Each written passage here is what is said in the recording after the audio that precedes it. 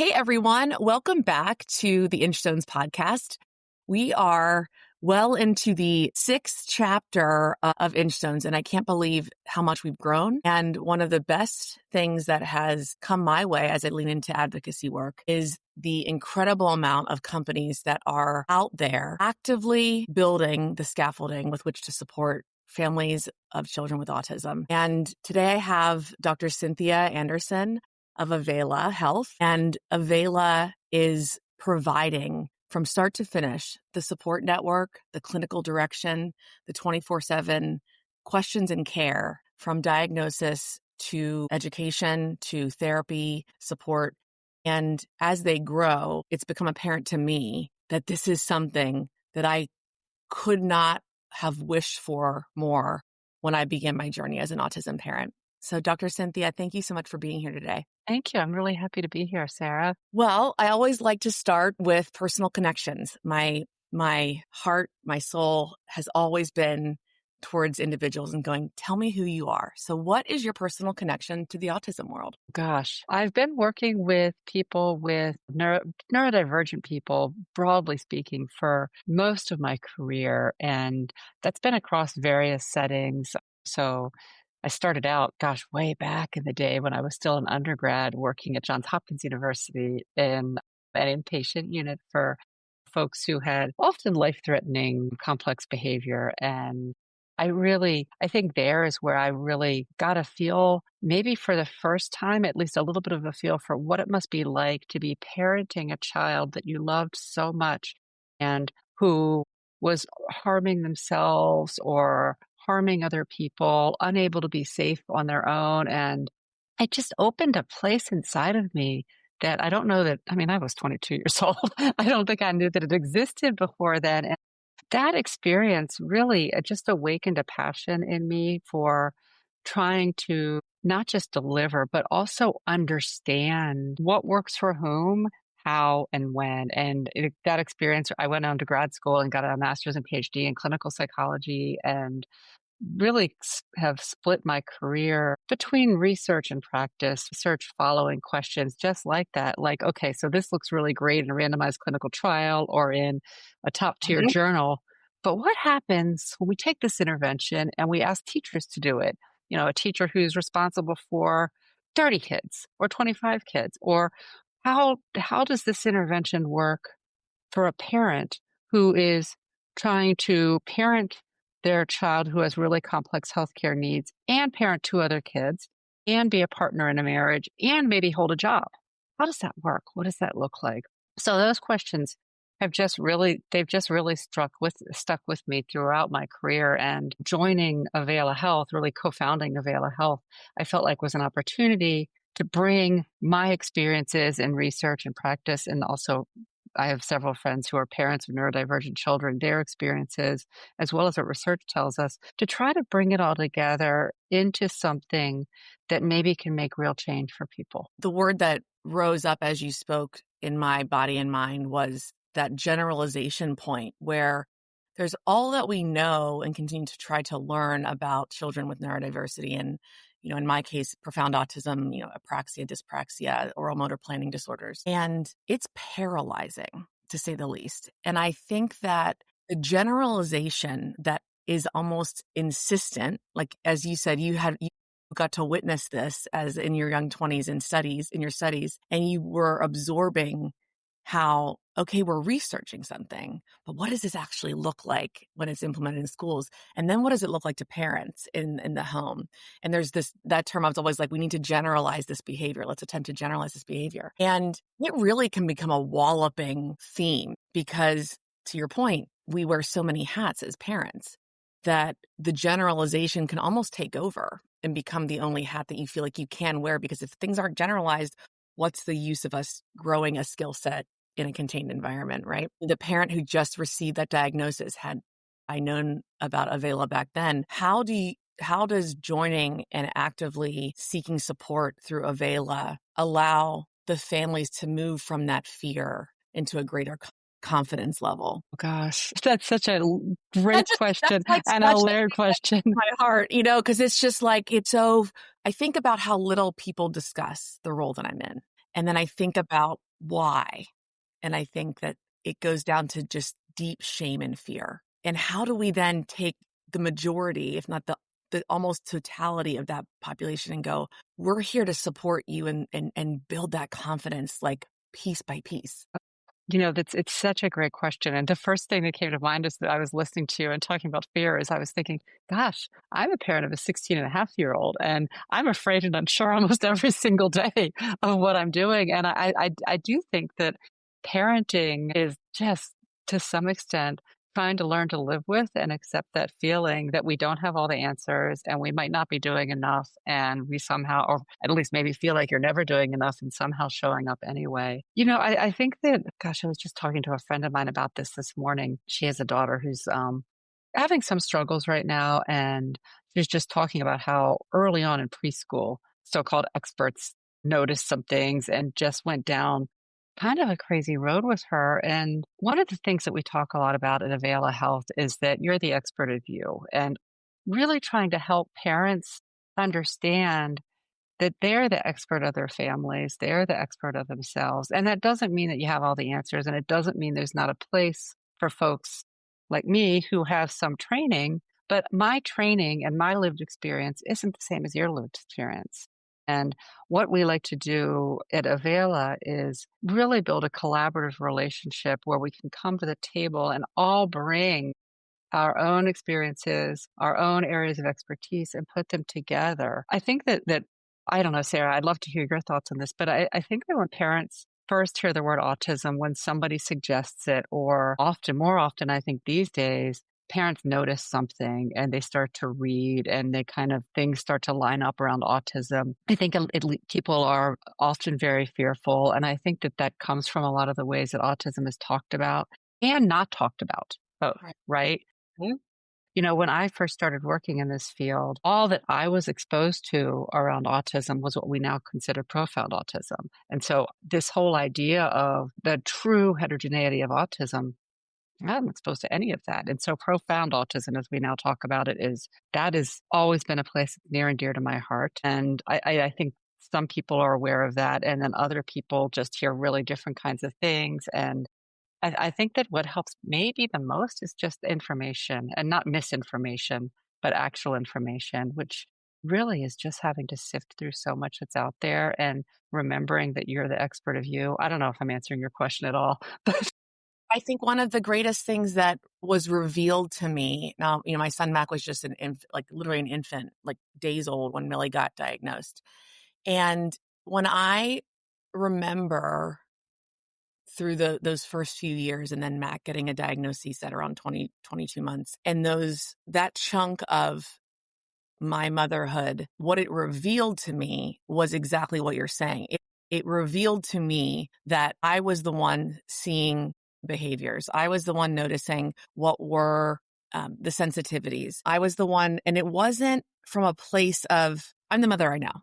Like I'm the mother right now. It was from a place of I'm being very conscious about writing things down. What yeah, was it, like really taking data and I wish I could have done it probably to a better extent, but what I was able to do is go, every time X happens, I emerges. And why is that? And because I think I innately stayed curious, it then kept revealing to myself about why curiosity matters, why the mothers matter in this situation, why the caregivers matter, why thinking back on the entirety of the child's life. I know in any intake for a doctor for Millie or Mac, I'm sure you can confirm this. It's like, when did you give birth? Like, at what week did you give birth? How was their birth experience? There's so many from the moment that they breathe that first breath. hmm And I think that I know that their father couldn't probably remember that. It's not, it's not wrong. It's not being unkind. It's just that the mothers really know.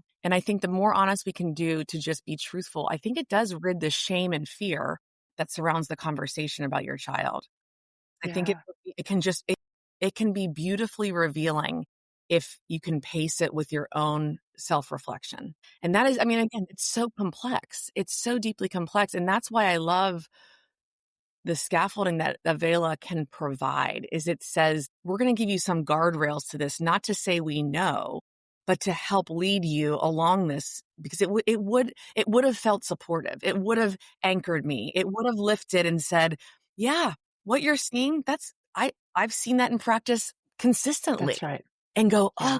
I wasn't seeing anything. I didn't make that up. I wasn't too tired to notice that. I did notice that." I wonder about the beautiful byproduct that people are unaware of when joining Avela as a family and that holistic approach to it, that it's not fear-based, it's actually support-based care, just deep care. Yeah, I think one of the things that there's 2 pieces that stuck out to what you said, and one piece is that I think information and connection matters, and certainly a part of Avela Health is having access to clinicians who have deep expertise in neurodivergence and autism and understanding interventions from what I would say is a not holistic way. So really thinking about, okay, if I'm going to use a cognitive behavior therapy type approach, let's say I'm working with a teen who is really wanting friends but struggling.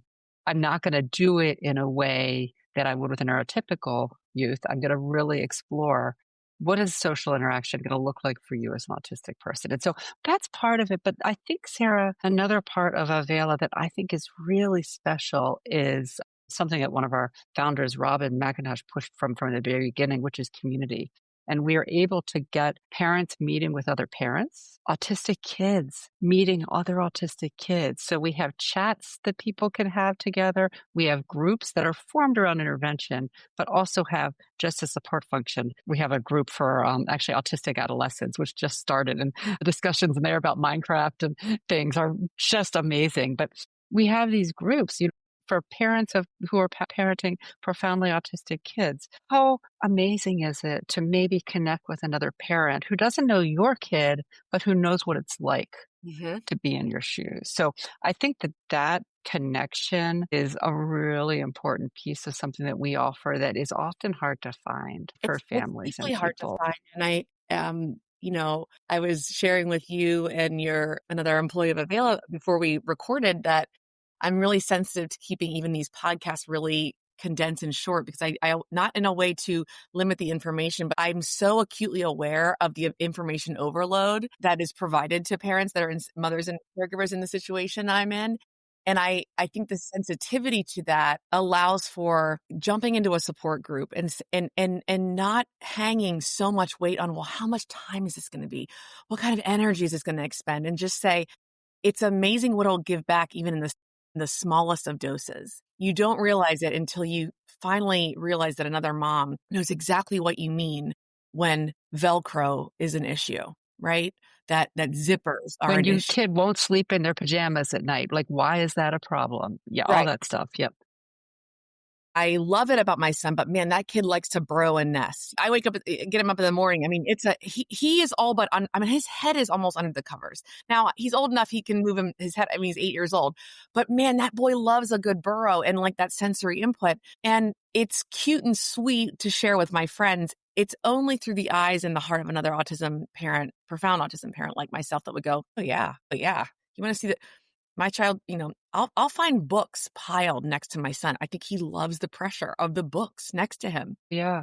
Yeah. And it's more than validation. It's saying, I live a world parallel to you. And that it's arguably what I've always said, one of the best things about the global village. There's so many Yes. downsides to the third space being online. This Yeah. is not one And of I them. think for autistic people, it's so true as well. Like we have a bunch of teenagers who there's nobody in the community who gets them, but they can be in our group and there's somebody like them. And I think that's so cool. So if a mom is listening and is wondering how Avela can start to finish be that support for her, what do you want her to hear from you as a clinical director? What would be something that lands and goes and she says, oh, yeah, that is what I need, or that is what we could. Yeah, I think that maybe I could answer this a little bit differently and maybe answer your question at the same time by thinking about whenever a person is considering seeking out supports and care, what are the things that you might look for? And we can talk a little bit about Yeah, Avela within that, but I would rather just talk about this more generally, and we can talk a little bit of Avela yeah, as part definitely. of it. But I think that, you're the expert of you. And so when you're considering a care partner, I don't know that I would approach it. So I'm not in your shoes, so I'm going to say what I think I would do, but I think that you're trying to find a provider and a service that is the best fit for you, your child, and your family. And there's a lot that's wrapped up in there. Talk to me about how you define progress. Because if Right. the answer is focused mostly on reducing behavior or Just making a kid look more trials. typical, yeah, yeah. I think that progress for our autistic children ought to be about helping children and parents feel safe, feel connected, and feel successful. And that what success looks like is different for every child and every parent. And I can't define that for you. And so, if a provider is defining success for you and your child and family, I would be concerned. I would have a lot of questions. You're working with a clinician or a specialist to develop skills, strategies, supports, and identify accommodations in the environment to help your family and your child thrive. So I think really focusing on how do you define progress? How do we agree on that? I think I'd want to know, what does my involvement look like? Yes, very much. When I used to do a lot of school consultation, and I had this middle school principal that I worked with who said these words to me that has stuck in my head. And he said, Cynthia, we design programs for our kids as if parents don't exist, and then we work like crazy to get them involved. And at I know. first I thought, well, that's weird. And then he said, of course kids do better when parents are involved, but what about the few kids who can't? So I think the first question for a parent is, what does involvement look like for me? Every parent, in my opinion, as a parent, should be and has to be and is involved in their child's care because they're parenting. Mhm. So what I think it's maybe important to think about is, what is this going to look like for me? What are ways that I can parent more effectively? How am I part of the process? What does it look like in whatever intervention you're telling me that I should do with you? How are you assuming that I'm going to participate? What's it going to look like? Does that work for me? Mhm. I think those questions are really important too. Very, very much so. As someone who felt like it was this like rucksack on my back, right? That constantly, but rocks kept being added, 5-pound rocks kept being added. And there's this fluidity of knowing that I, as a parent, within my own experience, and I was very thankful for what I had, but being able to say, we're going to need to press pause here for a little bit and catch up. Some things are happening at the home. I'd like to really target that, and having the strength and also the receptivity of a team to be able to discuss that back and forth, not necessarily, like you said, to create like a solution, but that it's never a plan, it's constant planning. That Planning. and I think having slack in your desires and, like, thoughts around what progress looks like to you and for your family. My kids and I, they're actually wonderful at flying, right? I've sort of gotten that down to our own little science. I know a lot of people probably look at me like I am a crazy Sherman or like Sherpa when I'm through the airport. It's actually totally fine. It's completely fine. It's totally normal for us. I don't venture out to like a large amusement park all that often, or even go to a sensory experience, or even really go to like sensory based performances. It really doesn't work that well given the constraints of what my family's needs and desires are.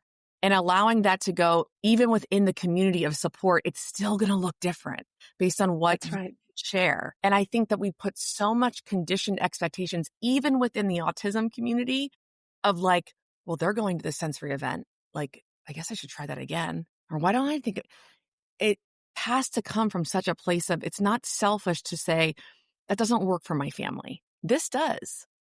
And to feel a lot of ownership, I feel such deep peace when I travel with my kids. I'm so proud of how far we've come. It means a lot to my family. Yeah, I know that doesn't mean a lot to others, and that's okay. And that's I absolutely right. finding that, Yeah, like, that example just always rises for me because it just works for us. It doesn't mean it's going to work for everyone. yeah, And I think that from a clinical standpoint, knowing that when a team is set up, having those very realistic conversations, not having such demands, as you say, put on a end goal that might not be what can happen for your child and family, and the recalibration of those and reorienting to reality, I know is so emotional for parents. It is a deeply emotional experience, but the more we can like remove those conditioned expectations, I think the freer we all become in what our Yeah. children can do. And I think related to that too is also what your child wants to do and Yes. what you want to do. So important. Not every kid, autistic or not,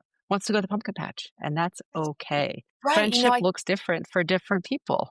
So many, why do we get so deeply upset? I say we as like a reactionary culture of autism parents.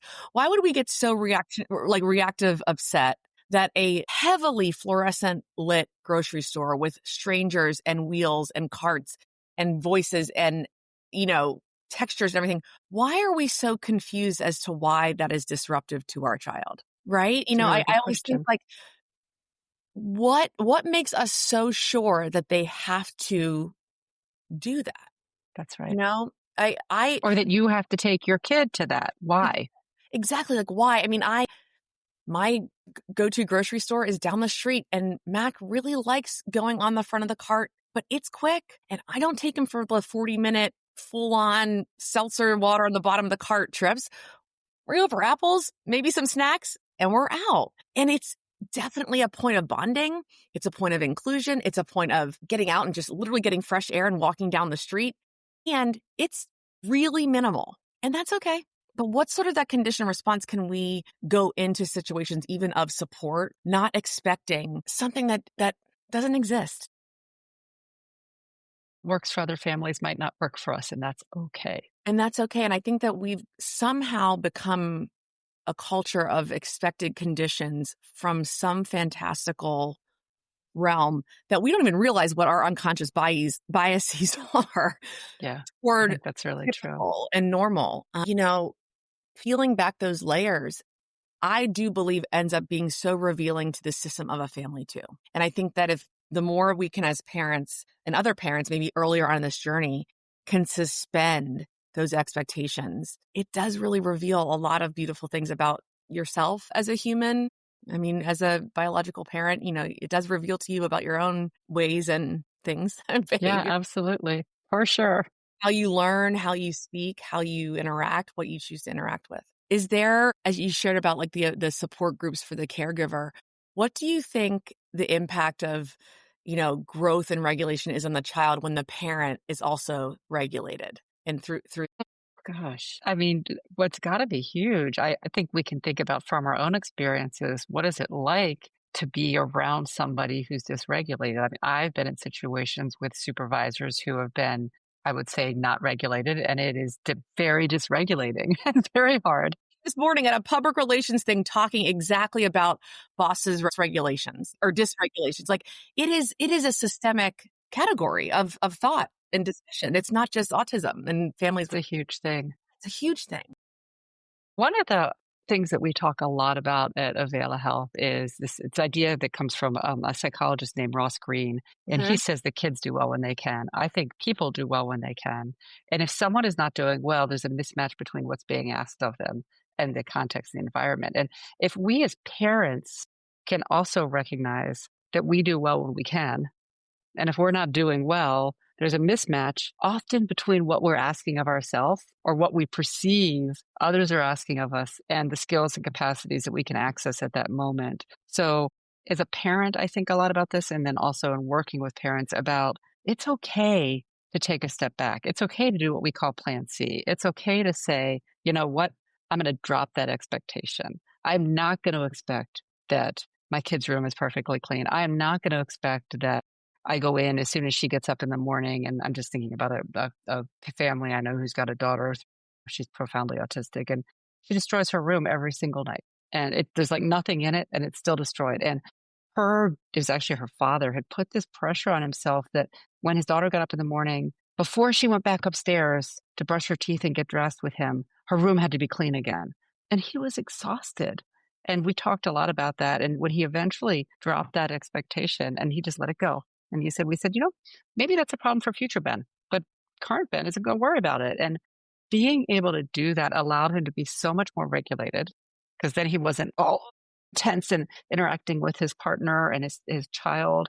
And he was able to be calmer, and it just made the whole rest of the day go better. So I think that emotional regulation, I actually don't like that term because Personally, I think it's really hard to control your emotions. I think we can control our response to our emotions. Yes, not leading with the emotion, allowing it to infer and help you understand where your thoughts can be organized around.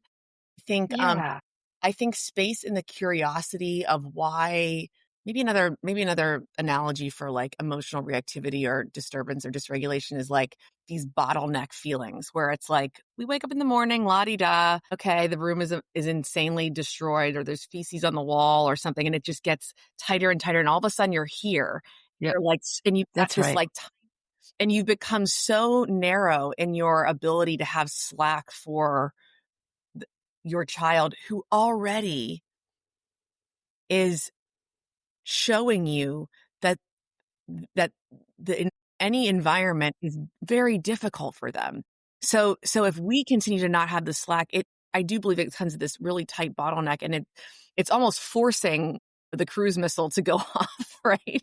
It's Yeah, forcing that yeah, dysregulation, and it does begin with the parents. And I know I do a lot of, like, one-on-one peer counseling, and so many mothers will share with me, "Sarah, I get it. This is, like, also you, though. Like, like, for better or for worse, they're like, I mean, you have it all together." I'm like, "No, no, very much not. This is a very consciously trained skill that I have done and continue to do. It's a practice, right? it's a Did not happen practice. overnight, and I keep staying curious to what everything can mean because I think resilience builds in curiosity. I think there's no bad question. There's never a chance that even pressing pause can allow for other things to rise up, and we can't see that as, like, a negative or because if we're in constant comparison, we're going to miss out on the marathon, that this is. That's right. I think the question is to be able to pause long enough to ask the question of what is Mm, this anger about? What is this fear about? What is this frustration about? I am mhm, angry that there are feces all over the wall. right. Okay, but why? Is it judgment? Is it that if I clean it up, I'm going to be late for work? Is it that I have to leave my child in the room for a moment and he might eat it? What is the fear? And what is the anger? What And is then if that you can fear? pause to answer that, you might be better off to address it. Yeah, and I think the more that we can sit in the curiosity and reflection from a place of learning and knowing that, I'm sure I know that, like, 12-year-old Sarah would think that 42-year-old Sarah was, like, old and wise and all these things, right? Like, we have all these thoughts about, like, what it means to be, like, a middle-aged parent and what it means to have children that are 12, 10, and 8, and let's pull that all down and just listen to who we are and are becoming as well as our children. And it does become just a practice over time, and you never are not learning. And I think that when I've talked directly with Robin and with you and learn more about what Avela can augment in the lives of families of children with autism, it's this holistic approach that has always, and again, I've been on this journey. Millie is 10 and a half. So a solid 9 years now, where from what's going on till present day, right? That it is always looking at the humanity behind your child, and ridding yourself of expectations never is the wrong choice. And so the support that comes along with that, see it as a gift. See it as a gift to yourself, because there are very few parents that are a hand in life that is such a curveball. We're lucky to be alive right now. We're lucky that the world is starting to acknowledge that greater support systems are needed in the scaffolding to build around, and that shows just innate love for the humanity behind all of this, and for yourself as well. I think Yeah. programs like and corporations and companies and healthcare systems that seek to put the power back into the families to create a more peace and loving and thoughtful journey holistically will, I do believe, always have a more positive general outcome or generalized experience. And it's one step at a time. It's inch stones. Yeah, it's inch. It is. You know, you've talked a couple of times about the pause and Mm, pausing, and I was reflecting listening to you about the importance of pausing and thinking, when a parent, particularly a parent of a young child, when the child gets a diagnosis of autism, parents are often told, often by the person doing the diagnosis, and certainly by the broader community, you've got to hurry and get an intervention. No time can be right. wasted. I think that's a terrible message I think Yeah. it's a terrible message for a few reasons. First is your child is the same person they were yesterday and the day Yep. before that, and the same person they're going to be tomorrow. And your family is too. And this is a time for me, I think, to really center on what's important for you. What are the outcomes that you want for your child and your family? Who is your child? Is there really a need for intervention? If so, what's the goal and why?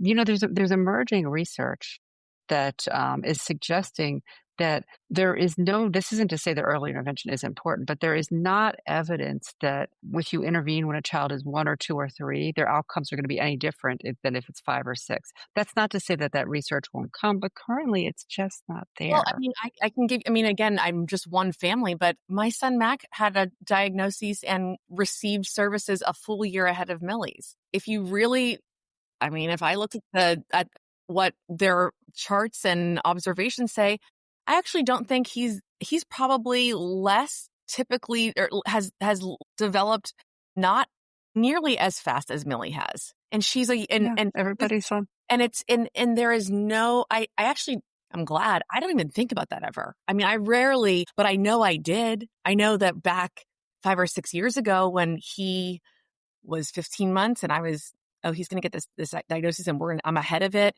I was so locked and loaded and I had such a chokehold on that timeline thinking Yeah.